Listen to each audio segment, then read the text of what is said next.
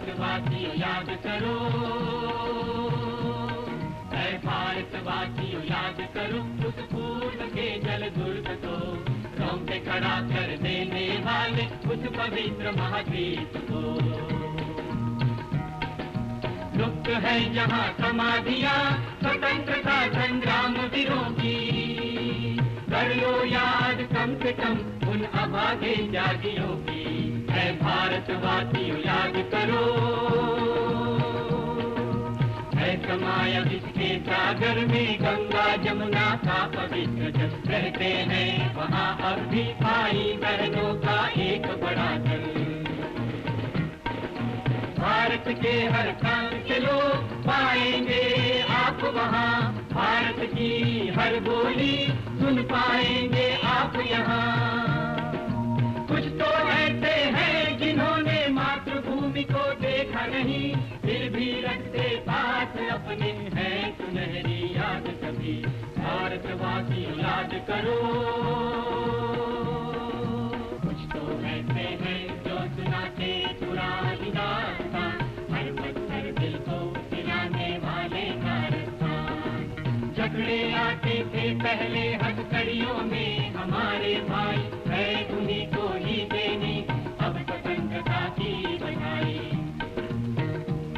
है भारतवासियों याद करो उस पूर्व के जल दुर्ग को, रोंगटे खड़ा कर देने वाले उस पवित्र महाद्वीप को। एक लंबी यात्रा तय करता हुआ मैं इस तीर्थ स्थल तक आया हूँ, अपनी श्रद्धांजलि अर्पित करने। इन सुदूर टापुओं और भारत के स्वाधीनता संग्राम के बीच जुड़े गहरे रिश्ते को समझना भी मेरा उद्देश्य है।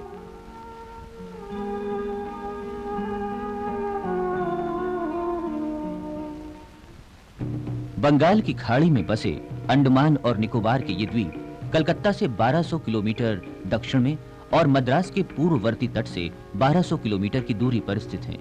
कभी ये द्वीप लगभग जनविहीन थे।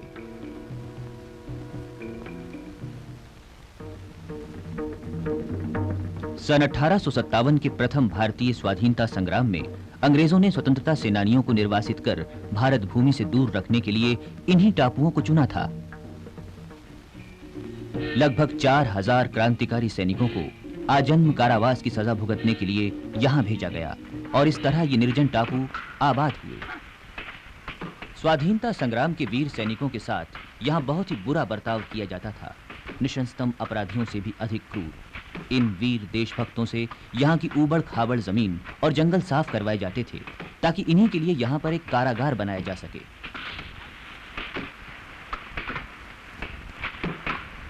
तब यहाँ की परिस्थितियां बहुत भयानक थीं। मलेरिया, जोंक, विषैले बिच्छू और ऐसे ही न जाने कैसे कैसे संकट कदम कदम पर बिखरे हुए थे।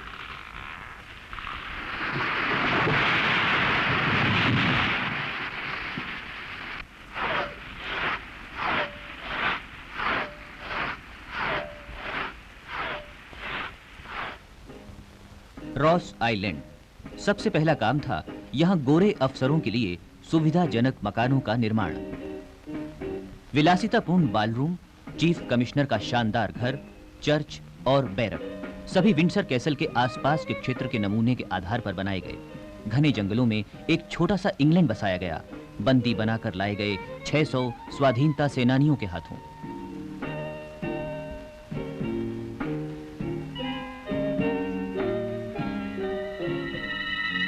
उन दिनों अंडमान टापू पर भेजा जाना जीते जी मौत की सजा से कम नहीं था, तभी इसे काला पानी कहा जाता था। एक अंग्रेज पर्यटक बॉर्डन क्लॉस ने यहाँ के आतंकमय वातावरण का वर्णन करते हुए कहा था कि निकटवर्ती वाइपर आइलैंड पर बंदियों को अगर कोई आजादी है तो सिर्फ भयानक विष भरे सांपों से मित्रता करने की।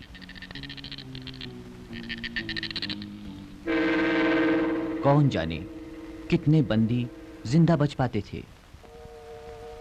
फरवरी 1872 में भारत के गवर्नर जनरल लॉर्ड मेयो ने इस क्षेत्र का दौरा किया। इन क्रूर परिस्थितियों से त्रस्त एक क्रोधी पठान शेर अली ने मेयो को चाकू से घायल कर दिया।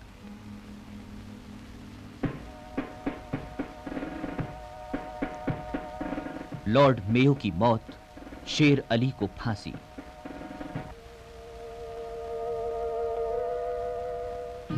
तत्काल यहां भी लंदन के पेंटोविला कारागार के अनुरूप, पर उससे भी कहीं अधिक विशाल एक कारागार बनाने का निर्णय लिया गया।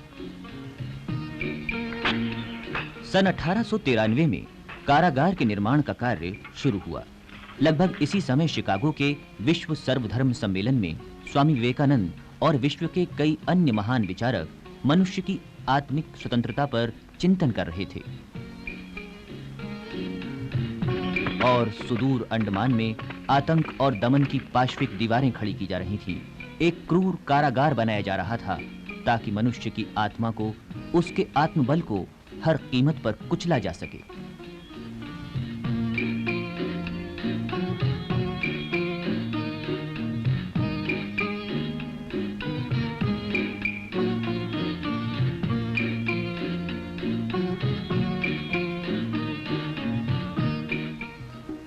स्वाधीनता संग्राम के उत्कर्ष के साथ साथ काला पानी में बंदियों की संख्या भी बढ़ती गई। देश के कोने कोने से निर्वासित होकर आने वाले देशभक्त बेड़ियों में जकड़े हुए अपने घर, अपने परिवार, अपनी धरती से दूर यहाँ इन काल कोठरियों को आबाद करते रहे। इनमें से कितने ही जीते जी अपनी धरती पर वापस न लौट सके। ये आजादी के दीवाने यहाँ आए थे सिर पर कफन बांधकर, मातृभूमि के लिए अपने प्राण न्यौछावर कर देने का अदम्य संकल्प लेकर। वो संकल्प जो बेड़ियों की झंकार बनकर कारागार की मनहूस दीवारों को हमेशा ललकारता रहा। सेलुलर जेल के प्रवेश द्वार पर दिल दहला देने वाले उपकरणों की सजावट रहती थी ताकि जेल में कदम रखते ही कैदी आतंकित हो जाए, उसका आत्मबल लड़खड़ा जाए।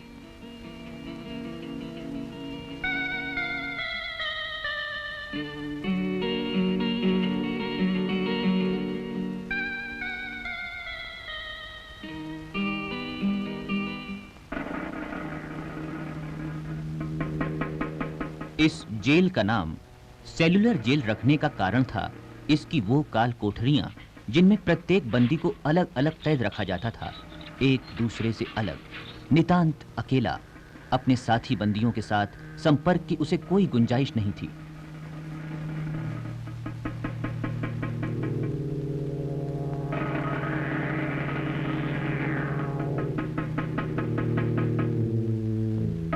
इन बंदियों में शामिल थे अलीपुर बम कांड के वीर क्रांतिकारी बारिंद्र घोष, इंदुभूषण रे और आशुतोष लाहिरी।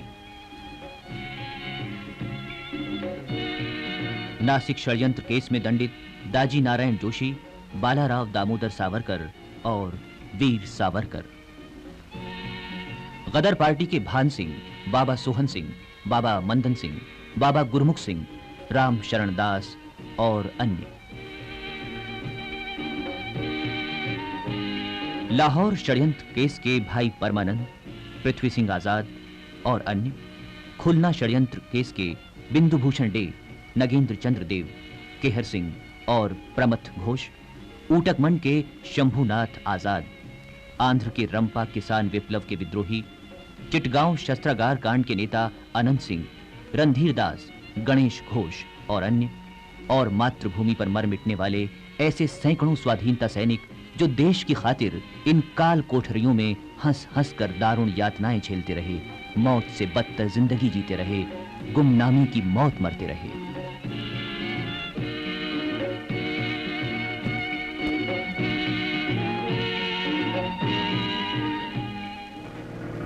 रात दिन अलग अलग चौकियों से इन बंदियों पर कड़ी निगरानी रखी जाती थी।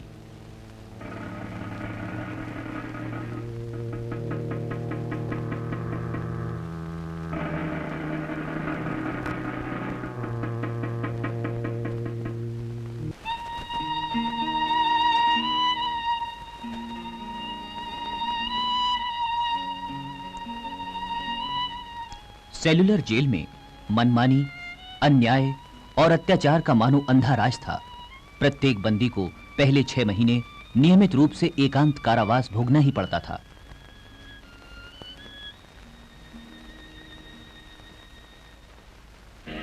यदि कोई बंदी शिकायत के लिए मुंह खोलने की हिम्मत करता तो उसे 3 महीने खुरदरे बोरों का कष्टप्रद लिबास पहना दिया जाता, जिसके कारण उसका शरीर बुरी तरह छिल जाता था।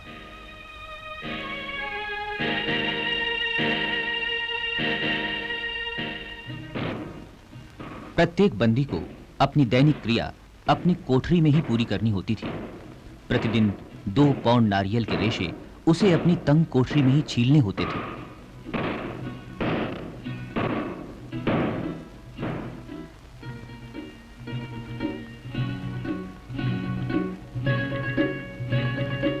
यदि वो नारियल के बारे में शिकायत कर बैठता तो उसे नागफनी या कोई अन्य कांटेदार पौधे दिए जाते ताकि हाथों की पीड़ा उसके दिलो दिमाग तक गहरी उतर जाए।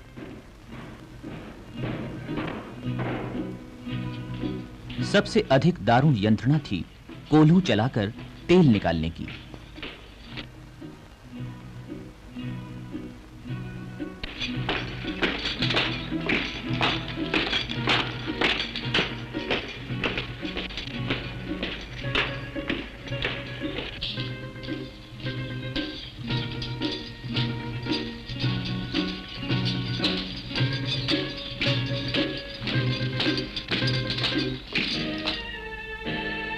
बैल की तरह कोल्हू में जुतकर उन्हें प्रतिदिन 30 पाउंड तेल निकालना होता था। ये मात्रा पूरी न कर पाने की दशा में उन्हें दूसरे दिन फिर कोल्हू में बांध दिया जाता था।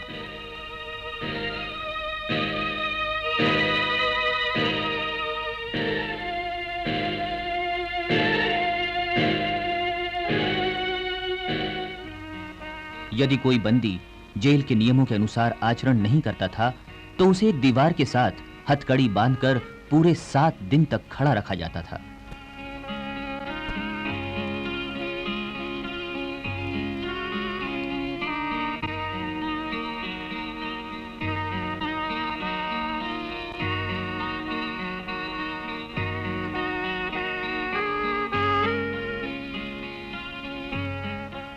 जब किसी बंदी को कोड़े मारने की सजा दी जाती तो दूसरे सभी बंदियों को यह दृश्य देखने पर मजबूर किया जाता था।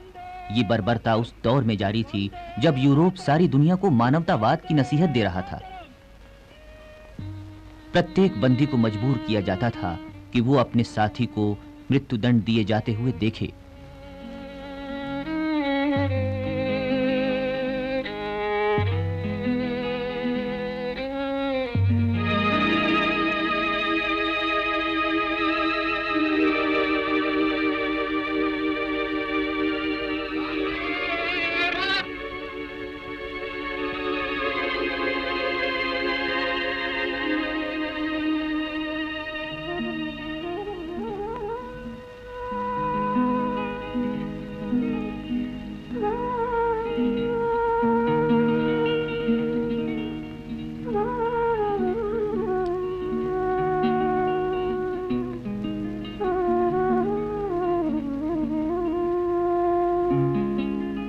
ऐसे संगठित अत्याचार के सतत प्रहारों से कई बंदियों की सहन शक्ति जवाब दे जाती थी और इसकी परिणति होती थी आत्महत्या में।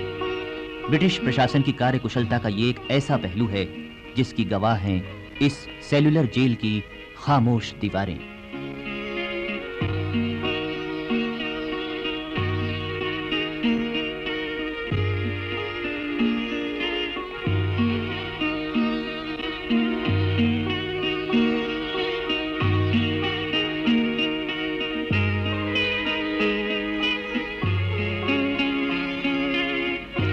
कभी-कभी मृतकों के शव सौंप दिए जाते थे यहाँ के इन निवासियों को जो बहुत पहले यहाँ आकर बस जाने वाले क्रांतिकारियों की संतान थे।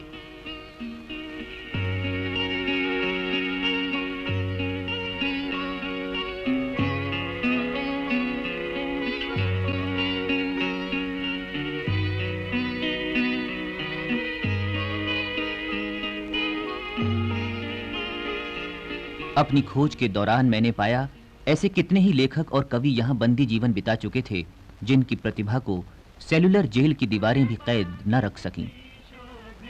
दीवारों पर अंकित उनके गीतों पर सफेदी पोत दी जाती थी, फिर भी जिंदा बच रहने वाले बंदी उन गीतों के प्रत्येक शब्द को याद रखते रहे। पड़ोस की काल कोठरी से आने वाली हर आह इन गीतों में मुखरित होती रही। यस्य भारत भूमिका पितृभू पुण्यभूश्चैव तवै हिंदुरिति स्मृतः हाय तुझा गोड गातची गाना सन 1937 में जब प्रांतों में कांग्रेस की सरकार बनी तो कांग्रेस ने इन टापुओं में निर्वासन की नीति में परिवर्तन की मांग की। बार बार होने वाली भूख हड़तालों और कांग्रेस की जोरदार मांग का नतीजा था 1938 में राजनीतिक बंदियों की रिहाई।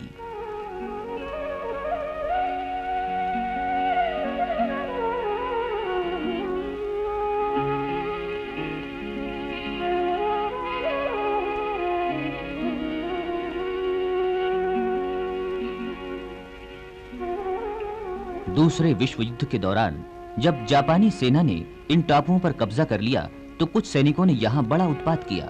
उन्होंने अंग्रेजों की मुखबरी के शक में यहां के कई निवासियों और कर्मचारियों को मौत के घाट उतार डाला।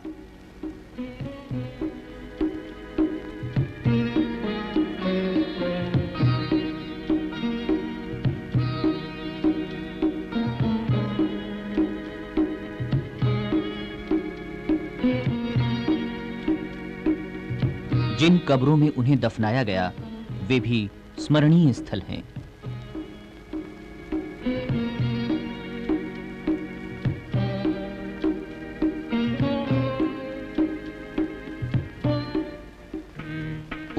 दिसंबर 1943 पोर्ट ब्लेयर, नेताजी सुभाष चंद्र बोस का ऐतिहासिक आगमन। सेलुलर जेल में जाकर नेताजी ने देश के लिए अपने प्राणों की आहुति देने वाले वीरों को श्रद्धांजलि अर्पित की।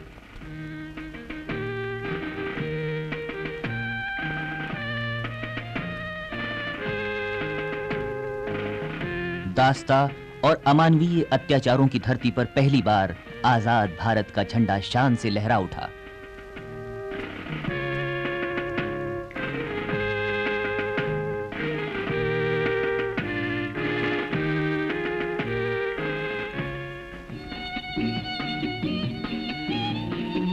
आजादी आई, अंडमान और निकोबार द्वीप उपनिवेशी अभिशाप से मुक्त हुए। काला पानी की अमानवीय परंपरा का नामो निशान मिट गया और इस तरह सेलुलर जेल एक राष्ट्रीय स्मारक बन गया।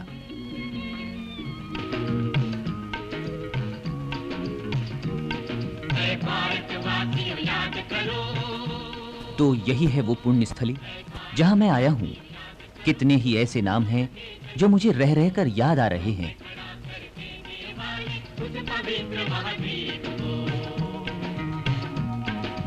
भारतवासियों याद करो उस पूर्व के जल दुर्ग को, रोक के खड़ा कर देने वाले उस पवित्र। मैं अपनी आने वाली पीढ़ियों को ये स्मृति सौंप जाना चाहता हूँ।